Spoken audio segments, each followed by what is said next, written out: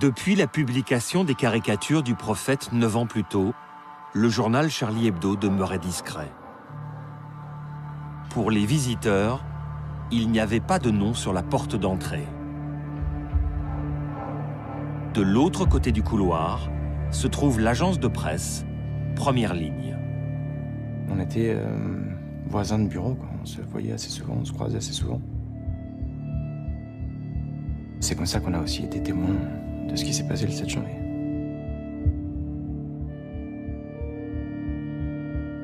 Ce matin-là, les journalistes de Charlie Hebdo sont réunis pour la conférence de rédaction. C'était la première réunion du mois de janvier après les vacances de Noël. C'est le directeur, Charb, et puis autour s'assiedent les dessinateurs, les journalistes, les commentateurs, les chroniqueurs qui sont là. On était assez nombreux et c'était une bonne ambiance, une belle journée. Je crois qu'il y avait du soleil ce jour-là. À 11h20, 2 hommes armés se garent devant l'immeuble dans une petite voiture noire. Le premier bruit, c'est une grande détonation à l'extérieur. On saura plus tard que c'était la balle qui a tué le monsieur de Sodexo. On va à la fenêtre, on regarde en bas et effectivement, je vois deux personnes en bas, tout en noir, avec leur grande arme. Au début, j'y crois pas et un peu bêtement, bah oui, forcément, je dis que... Mais non, ça, c'est des mecs du GIGN, enfin... Devant la porte principale, les tireurs abattent Frédéric Boisseau, le responsable de la maintenance. Ils ne connaissent pas l'immeuble et se rendent au 3e étage, l'étage au-dessus de Charlie Hebdo, où une factrice livre un paquet à une société de production. La factrice était juste à côté de la porte. Moi, je me retourne, je me trouve nez à nez à 2 Kalachnikov braqués sur moi. En bougeant son arme, il crie « Assis, assis !» L'autre qui est sur palier l'appelle, il lui a fait une signe, il est sorti en toute vitesse. Mais après, quand la factrice nous dit il cherchait Charlie Hebdo, ça c'est comme un coup de foudre, quoi. Ils sont là pour tuer. Alors que les tueurs se perdent dans les couloirs à la recherche de Charlie Hebdo, l'équipe de Première Ligne barricade la porte d'entrée. J'ai une collègue qui a appelé la police. Donc qui est restée très longtemps parce que la police ne décrochait pas, mais parce que je pense que plusieurs personnes les ont appelés à ce moment-là. On a regardé par le trou le Judas, on a vu la porte de Charlie Hebdo, mais il ne se passait encore rien et on s'est posé la question, qu'est-ce qu'on peut faire ? Malheureusement, on n'avait pas de numéro pour les contacter eux. On n'avait pas de système pour les alerter, à part celui de se mettre en danger et de mettre en danger toute la rédaction derrière. Et donc, on a décidé de faire monter tout le monde pour se protéger si jamais il y avait des balles qui traversaient le mur. C'est tellement un peu la panique. Ça se lit dans tous les visages, tout le monde a peur. Dans la rédaction de Charlie Hebdo, l'équipe n'a rien entendu. C'était la fin de la réunion, puisque petit à petit, on était en train de se lever, on était en train de discuter un peu les uns avec les autres. Là, c'était le brouhaha de la faim qui avait pris le dessus. La dessinatrice Corinne Ray, dit Coco, se prépare à aller chercher sa fille à la crèche. Coco est venue à la fin de la réunion, puis elle m'a proposé d'aller fumer une cigarette. Eux, ils arrivaient du 3e étage. Ils sont venus à nous dans les escaliers. Et j'ai vu les armes. J'ai poussé un cri de peur parce que c'est impressionnant de voir des hommes comme ça. Mais j'ai cru tout au début, j'ai cru que c'était la police, en fait. Mais quand je les ai vus attraper Coco violemment, je me suis dit non, pourquoi la police attraperait Coco comme ça ? Ils disaient viens, monte. Et puis moi j'ai voulu y aller avec eux.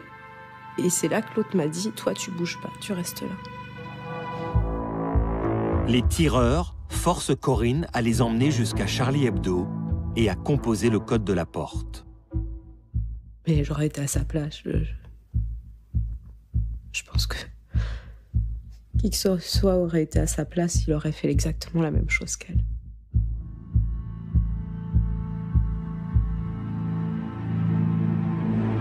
L'un d'eux tire sur le webmaster, puis part à la recherche des journalistes et dessinateurs de Charlie Hebdo. Tout d'un coup, la porte de la salle s'ouvre avec un grand fracas, visiblement un coup de pied donné dans la porte. Par instinct de survie, je me baisse tout d'un coup, puis je me glisse derrière un petit mur et je me cache là. Alors que les terroristes ouvrent le feu, l'équipe de première ligne s'échappe par le toit, directement au-dessus de la salle de réunion de Charlie Hebdo. Au moment où je commence à filmer, on entend les tirs dans Charlie Hebdo, les tirs sourds.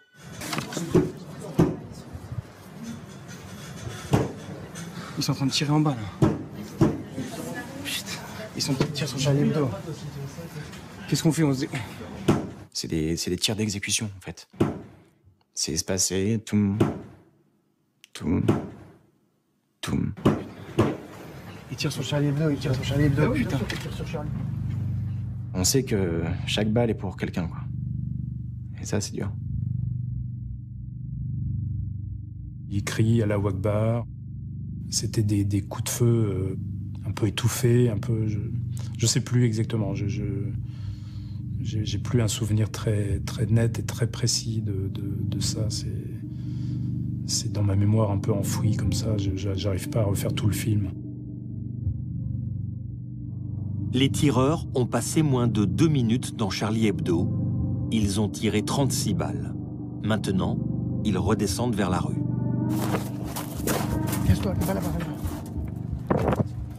Alors que l'équipe de première ligne s'échappe sur les toits, 3 policiers arrivent en VTT. Ils ne savent pas qu'une attaque terroriste est en cours. On voit une brigade de police et on leur crie dessus, on leur dit à gauche, l'entrée est à gauche, à gauche. À gauche, à gauche! Chut. À gauche! Là, là, là! Ils sortent là, ils sortent. Chut, ils sont là.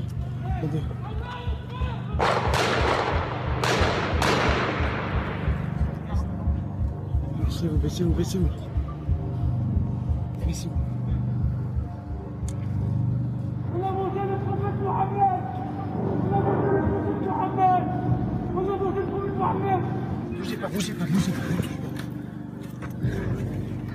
Ils rentrent dans la voiture, et là, ils remontent l'allée de chez nous.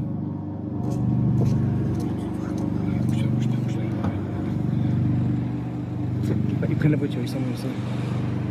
Et c'est là où ils rencontrent la voiture de police.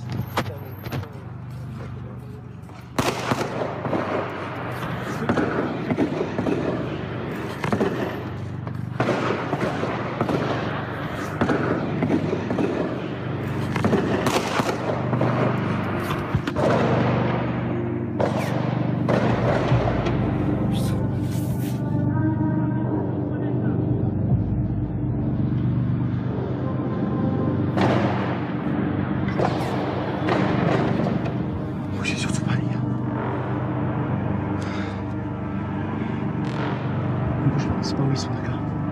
Ils sont partout.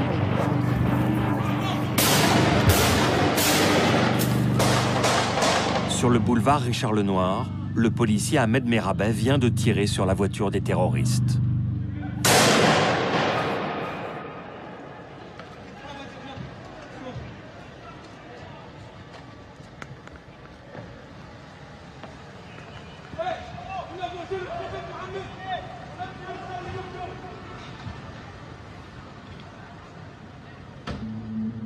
L'attaque a duré 15 minutes.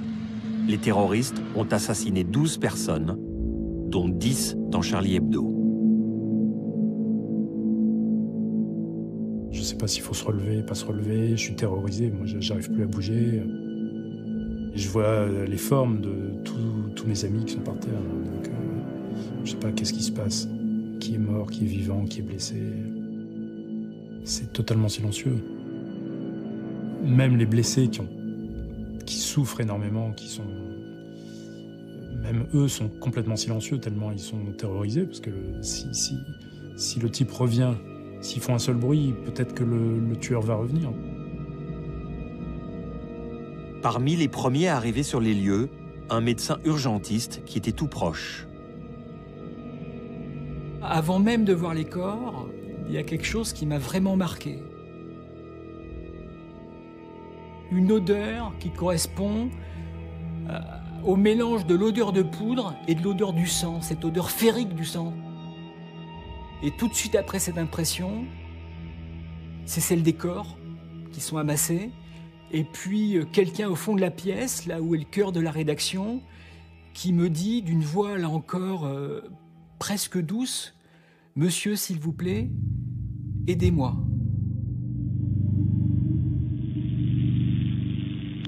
Ouais, c'est pour tirer mon bilan sur suite, là, Charlie Hebdo. C'est 5 blessés, urgence absolue. Ouais. Et 10 décédés. Et 2 décédés 10. 10 décédés 10 décédés, ouais. Waouh, 10, 1 et 0. 2 fois 5. 1-0. Donc 5 urgences absolues. Il faut qu'il y ait des moyens médicaux et le plus vite possible.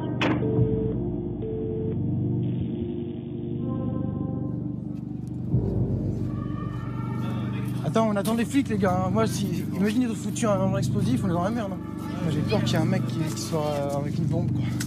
C'est juste ça qui me fout les jetons. Allô? Pardon? Chut. Est-ce qu'il y a des flics ou pas? Et là? Les flics sont là?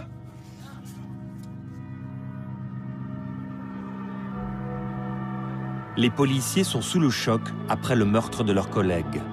Ils ne savent pas qu'il y a eu un massacre dans Charlie Hebdo, à 1 rue de là. Personne ne savait. Même une fois après que tout soit terminé, que les individus soient partis, on fait appel au secours. Et on ne sait toujours pas que Charlie Hebdo est au 10 rue Nicolas Appert.